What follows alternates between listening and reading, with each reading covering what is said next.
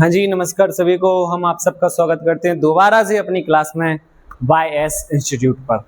तो देखिए, जैसा कि आपको नजर आ रहा होगा कि हम आज स्टार्ट कर रहे हैं क्लास 10th के लिए एकदम बेसिक से एडवांस लेवल तक रहने वाला है हमारा टॉपिक, चैप्टर नंबर 1 रासायनिक अभिक्रिया और समीकरण। तो बेसिकली चर्चा करें तो आज की क्लास में हमारा टॉपिक क्या रहने वाला है। तो आज की क्लास में हमारा टॉपिक क्या रहने वाला है, आज की क्लास में हम पढ़ने वाले हैं कि रासायनिक अभिक्रिया क्या है। रासायनिक अभिक्रिया क्या है और हम कैसे जानते हैं कि रासायनिक अभिक्रिया हुई है, कि रासायनिक अभिक्रिया क्या है और रासायनिक अभिक्रिया हुई है ये हमें कैसे पता चलता है, हमें इसकी कैसे जानकारी मिलती है, इसके बारे में आज की क्लास में हम समझेंगे। ठीक है, तो देखिए रासायनिक अभिक्रिया। तो रासायनिक अभिक्रिया क्या है समझते हैं। रासायनिक परिवर्तन के दौरान होने वाली अभिक्रियाओं को रासायनिक अभिक्रिया कहते हैं। यानी रासायनिक परिवर्तन होता है तो रासायनिक परिवर्तन के दौरान जो अभिक्रिया होती है उसी अभिक्रिया को क्या कहते हैं, रासायनिक अभिक्रिया। जैसे कि अगर मैं चर्चा करूं कि दूध से दही का निर्माण हो रहा है, तो जब दूध से दही का निर्माण हुआ तो इस दौरान एक प्रक्रिया हुई होगी, एकदम तो दूध से दही बन गया नहीं होगा, तो बीच में जो प्रोसेस हुई उसी प्रोसेस को क्या कहा जा रहा है, रासायनिक अभिक्रिया। समझ पाए। अच्छा, ये रासायनिक परिवर्तन क्या है। तो देखो, रासायनिक परिवर्तन की वीडियो हम डाल चुके हैं ऑलरेडी, तो आप देख चुके होंगे, या अगर आपने अभी तक नहीं देखी तो हम आपको उसकी डिस्क्रिप्शन में लिंक दे देंगे, आप जाकर उसको देख लेना। ठीक है, चलिए। इसकी एक और डेफिनेशन है कि वे अभिक्रियाएं जिनमें नए गुणधर्मों के साथ नए पदार्थ का निर्माण होता है। तो आप एक बात बताओ, दूध के जो गुणधर्म है और दही के जो गुणधर्म है क्या एक जैसे होते हैं? नहीं, उनके गुणधर्म कैसे हैं, अलग अलग। तो अर्थात रासायनिक अभिक्रिया के दौरान क्या होता है कि नए गुणधर्मों के साथ नए पदार्थ का क्या होता है, निर्माण होता है। ठीक है, इसके बाद ये आपका ऑब्जेक्टिव क्वेश्चन है, पेपर में बन के आता है कि किसी रासायनिक अभिक्रिया में भाग लेने वाले पदार्थ को क्या कहा जाता है, अभिकारक। रासायनिक अभिक्रिया में जो पदार्थ भाग लेते उन्हें क्या कहते हैं, अभिकारक। और रासायनिक अभिक्रिया के दौरान बनने वाले पदार्थ को क्या कहा जाता है, उत्पाद। क्या कहा जाता है, उत्पाद। तो अगर हम थोड़ी सी इनके बारे में समझें तो एक एग्जाम्पल लिया है, वायु की उपस्थिति में मैग्नीशियम रेवन का दहन होकर मैग्नीशियम ऑक्साइड का बनना। तो जरा समझते हैं। मैग्नीशियम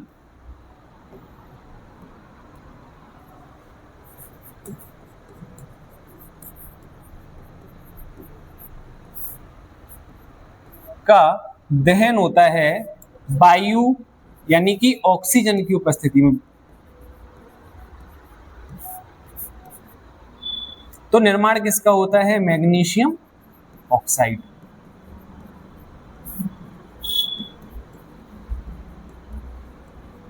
आप जरा ध्यान से देखो तो मैग्नीशियम और ऑक्सीजन इन दोनों ने रासायनिक अभिक्रिया में क्या लिया, भाग लिया।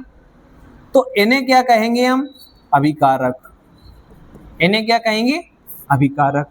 और मैग्नीशियम ऑक्साइड बना, तो रासायनिक अभिक्रिया के दौरान जो पदार्थ बना उसे क्या कहेंगे, उत्पाद। उसे क्या कहेंगे, उत्पाद। ठीक है, आई थिंक ये आपको क्लियर हो गया होगा। जरा देखो,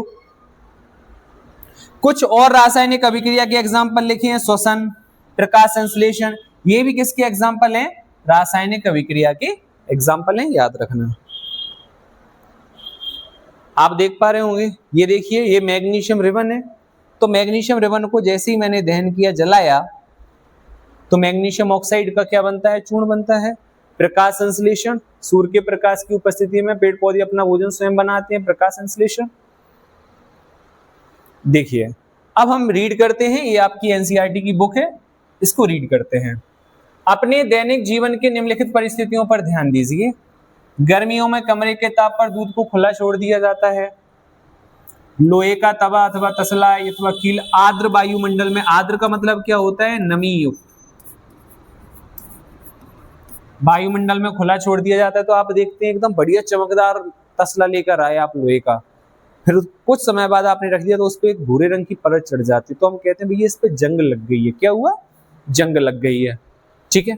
अंगूर का किण्वन हो जाना है। अब सर ये किण्वन क्या है, इसके बारे में अभी अपन समझेंगे। ठीक है। भोजन का पकाया जाना, हमारा शरीर भोजन को पचा लेता है, हम सांस लेते हैं, इन सब में कुछ ना कुछ परिवर्तन हो रहा है, कुछ ना कुछ चेंज हो रहा है इनकी स्थिति में, अवस्था में, आकृति में। तो इसी को क्या कह रहे हैं हम?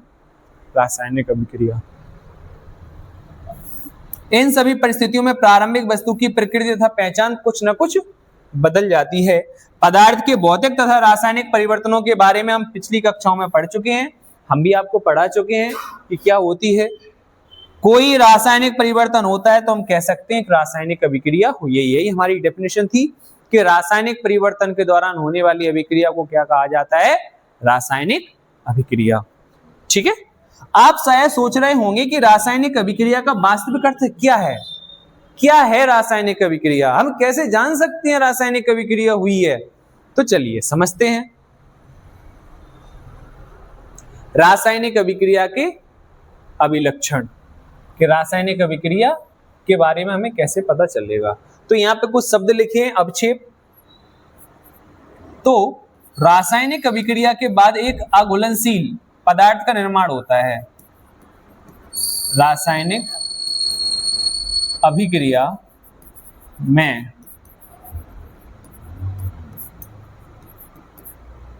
एक जल में अघुलनशील पदार्थ का निर्माण होता है, उसको हम क्या कहते हैं? अवक्षेप। यानी रासायनिक अभिक्रिया हुई तो एक उसमें उत्पाद बना, और भी उत्पाद बन सकते हैं, लेकिन उसमें एक उत्पाद मान लीजिए ऐसा बन गया जो जल में कैसा है? अघुलनशील, जल में नहीं घुल रहा है। तो जल में अघुलनशील उसी उत्पाद को जो रासायनिक अभिक्रिया के दौरान बन गया है, उसी को हम क्या कहते हैं? अपक्षेप। क्या कहते हैं? अपक्षेप। ठीक है। किण्वन देखो, यह एक जैव रासायनिक प्रक्रिया है जिसमें जटिल कार्बनिक यौगिकों को सूक्ष्म जीवों की सहायता से सरल कार्बनिक यौगिकों में विघटित होते हैं। जिसमें जटिल कार्बनिक यौगिक किसमें परिवर्तित हो जाते हैं? सरल कार्बनिक यौगिकों में विघटित हो जाते हैं। इसी प्रक्रिया को क्या कहते हैं? किण्वन कहते हैं। दूध से दही का निर्माण होना, एल्कोहल का निर्माण होना, ये सभी किसके उदाहरण हैं? ये सभी किण्वन के उदाहरण हैं, याद रखना। ठीक है। देखिए रासायनिक अभिक्रिया हुई है, इसका पता हम कैसे लगा सकते हैं? तो गैस का निकलना, यानी गैस निकले, अवक्षेप का बनना, रंग में परिवर्तन होना, ताप में परिवर्तन और अवस्था में परिवर्तन। एक एक करके हम इनको भी समझते हैं क्या है। ठीक है। चलिए, पहला है गैस का निकलना। तो कुछ रासायनिक अभिक्रियाएं गैस के निकलने से अभिलक्षित होती हैं, यानी कुछ रासायनिक अभिक्रियाएं ऐसी हो रही हैं जिनमें क्या हो रही है? गैस बाहर निकल रही है। तो गैस बाहर निकलने से हम समझ जाते हैं कि यहाँ पर क्या हुई है? रासायनिक अभिक्रिया हुई है। तो देखिए, जैसे जिंक तनु हाइड्रोक्लोरिक अम्ल के बीच रासायनिक अभिक्रिया कर हाइड्रोजन गैस निकलने से अभिलक्षित होती है। यानी जब जिंक की अभिक्रिया तनु हाइड्रोक्लोरिक अम्ल के साथ हुई, तो जिंक की अभिक्रिया तनु हाइड्रोक्लोरिक अम्ल यानी डाइल्यूट एसिड, यानी डाइल्यूट HCl के साथ अभिक्रिया हुई, इसका मतलब है तनु। तो किसका निर्माण हुआ? हाइड्रोजन गैस बाहर निकली, साथ में जिंक क्लोराइड भी बना होगा। तो यहां पर ये जो हाइड्रोजन गैस बाहर निकली, इससे हमें पता चल गया कि रासायनिक अभिक्रिया हुई है। ठीक है। सोडियम कार्बोनेट और तनु हाइड्रोक्लोरिक अम्ल के साथ, यानी सोडियम कार्बोनेट Na2CO3, इसकी अभिक्रिया किसके साथ करवा रहे हैं? तनु हाइड्रोक्लोरिक अम्ल के साथ। तो NaCl का निर्माण होगा, साथ में कार्बन डाइऑक्साइड बनेगी और साथ में जल का भी निर्माण होता है। तो यहां पर हम देख पा रहे हैं कि क्या बन रही है? कार्बन डाइऑक्साइड गैस बाहर निकल रही है। कौन सी गैस बाहर निकल रही है? Carbon dioxide. तो अर्थात हमें ऐसा पता चला कि कुछ रासायनिक अभिक्रियाएं ऐसी होती हैं कि जिनमें गैस बाहर निकलती है, जिससे हमें पता चल जाता है कि रासायनिक अभिक्रिया हो गई है। तो गैस के बाहर निकलने से भी कुछ अभिक्रियाएं क्या होती हैं, हमें पता चलती हैं रासायनिक अभिक्रिया के बारे में। ठीक है। ये क्रियाकलाप आपकी एनसीईआरटी में दिया हुआ है, ये आपको अभी हमने बताया। दानेदार जिंक लीजिए, तनु हाइड्रोक्लोरिक सल्फ्यूरिक अम्ल के साथ आप क्रिया करवाइए। क्या जस्ते के दानों के आसपास कुछ होता हुआ दिखाई दिया? जी हाँ, गैस उत्सर्जित होती हुई दिखाई दी। स्पर्श कीजिए, ताप में भी परिवर्तन हुआ? जी हाँ, ताप में भी क्या हो जाता है? परिवर्तन हो जाता है। ये वाला भी एक क्रियाकलाप आपका दिया है, इसकी भी अपन चर्चा कर लेते हैं। तो देखो, एक परख नली में लेड नाइट्रेट का घोल लीजिए, लेड नाइट्रेट, क्या लीजिए? लेड नाइट्रेट, जिसमें पोटेशियम आयोडाइड का घोल मिला दीजिए। क्या मिला दीजिए? पोटेशियम आयोडाइड का घोल मिला दीजिए। तो जिससे क्या होगा, यहां पर निर्माण हो जाएगा पोटेशियम नाइट्रेट और लेड आयोडाइड, जिसमें लेड आयोडाइड एक अपक्षेप के रूप में परख नली में क्या हो जाता है? जमा हो जाता है पीले रंग का। बोले सर कैसे पता चला? तो देखिए आप, अपक्षेप का बनना, तो अभी हमने आपको बताया अपक्षेप क्या होता है। अभी हमने क्या बताया आपको? अपक्षेप क्या होता है। तो अपक्षेप क्या होता है कि रासायनिक अभिक्रिया के दौरान एक अघुलनशील पदार्थ बन गया, उसी अघुलनशील पदार्थ को हम क्या कहते हैं? अपक्षेप कहते हैं। तो कुछ रासायनिक अभिक्रियाएं अपक्षेप के बनने से अभिलक्षित होती हैं। किससे अभिलक्षित होती हैं? अभिलक्षित का मतलब होता है दिखाई देती हैं, ठीक है। लेड नाइट्रेट पोटेशियम आयोडाइड से अभिक्रिया करके लेड आयोडाइड का कैसा अपक्षेप बना लेता है? पीला। किसकी अभिक्रिया हो रही? Lead nitrate. तो लेड नाइट्रेट की अभिक्रिया करवा रहे हैं, किसके साथ? पोटेशियम आयोडाइड के साथ। तो किसका निर्माण हो गया? एक अपक्षेप बन गया लेड आयोडाइड। तो लेड आयोडाइड एक अपक्षेप बन गया, साथ में पोटेशियम नाइट्रेट बन जाता है। अभी इसे संतुलित नहीं किया गया, समीकरण को संतुलित करना वो हमारी अगली क्लास होगी। रासायनिक समीकरण को इतने विस्तार से पढ़ने वाले हैं हम, बहुत ज्यादा विस्तार से एक एक चीज समझने वाले हैं रासायनिक समीकरण के बारे में, ठीक है। अभी हम रासायनिक अभिक्रिया को समझ रहे हैं। सल्फ्यूरिक अम्ल की अभिक्रिया बेरियम क्लोराइड के साथ हो रही है। तो सल्फ्यूरिक अम्ल H2SO4 की अभिक्रिया किसके साथ हो रही है? बेरियम क्लोराइड के साथ, जिससे निर्माण होगा बेरियम सल्फेट का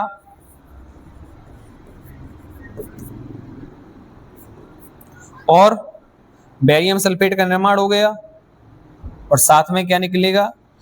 ये इसके साथ क्रिया करेगा तो HCl, इसके साथ अभिक्रिया हो गई तो क्या बन गया? HCl। तो जरा देखिए आप ध्यान से, ये देखो, जरा देखो, यहां पर ये घोल डाला गया, इसमें ये लेड नाइट्रेट पोटेशियम आयोडाइड मिलाया, तो आप देख पा रहे होंगे ये पीले रंग का क्या बन गया? अपक्षेप बन गया, दिखाई दे रहा है पीला। और यहां पर देखो ये सफेद रंग का अपक्षेप बन गया। किस रंग का बन गया? सफेद रंग का। आप देख पा रहे होंगे H2SO4 और BaCl2, इनकी अभिक्रिया हुई तो जैसे ही मिलाए गए तो ये सफेद रंग का क्या बन गया? अपक्षेप बन गया। तो आपको दिखाई दे रहा है ये? आई थिंक आपको ये क्लियर हो गया होगा। नेक्स्ट, रंग में परिवर्तन। तो कुछ रासायनिक अभिक्रियाएं रंग में परिवर्तन द्वारा अभिलक्षित होती हैं, तो हमें पता चल जाता है यदि रंग में परिवर्तन हो गया तो रासायनिक अभिक्रिया हो गई। जैसे लोहे पर जंग लगना,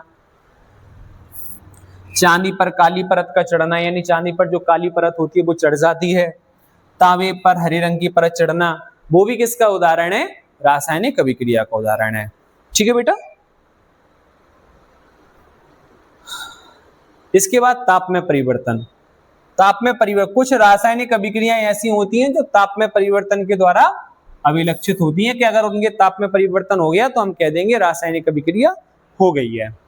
जैसे बिना बुझे हुए चूने की पानी के साथ अभिक्रिया। आपने देखा होगा, आप बाजार से कलई लेके आते हैं, अभी दिवाली आने वाली है तो आप कलई लेके आएंगे तो आप देखेंगे कि जैसे आप कलई में पानी मिलाते हैं तो जो बर्तन में कलई रखी रहती है वो गर्म हो जाता है। बर्तन गर्म हो गया, इसका मतलब उसमें ताप में क्या हो गया? परिवर्तन हो गया। तो ताप में परिवर्तन के द्वारा हम समझ जाते हैं कि रासायनिक अभिक्रिया हुई है। प्रकाश संश्लेषण।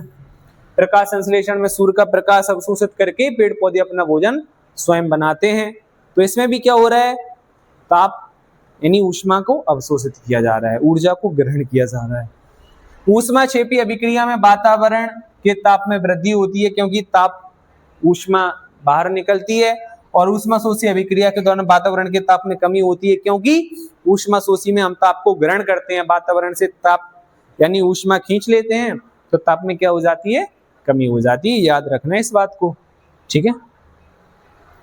अवस्था में परिवर्तन, तो कुछ रासायनिक अभिक्रियाएं ऐसी होती हैं जो अवस्था में परिवर्तन के दौरान हमें अभिलक्षित होती हुई दिखाई देती हैं कि उनकी अवस्था परिवर्तित हो गई, तो हम समझ जाएंगे रासायनिक अभिक्रिया हो गई है। जब मोम को जलाया जाता है तो कार्बन डाइऑक्साइड और जल बनता है, यानी आप मोम को जलाओगे, मोमबत्ती वाली मोम है ना, तो कार्बन डाइऑक्साइड CO2 और प्लस जल का क्या होगा, निर्माण होगा। तो आप देख पा रहे हैं कि मोम जो कि सॉलिड स्टेट में थी, तो वहां पर ये लिक्विड स्टेट में और ये गैसीय स्टेट में, तो आप देख पा रहे हैं कि अवस्था में क्या हो गया, परिवर्तन। तो हम ऐसे जान लेते हैं कि रासायनिक अभिक्रिया हो गई है, ठीक है। तो चलिए आज की क्लास में बस इतना ही। अब हमारी आपसे मुलाकात होगी अगली क्लास में, ठीक है। तब तक के लिए नमस्कार, राधे राधे।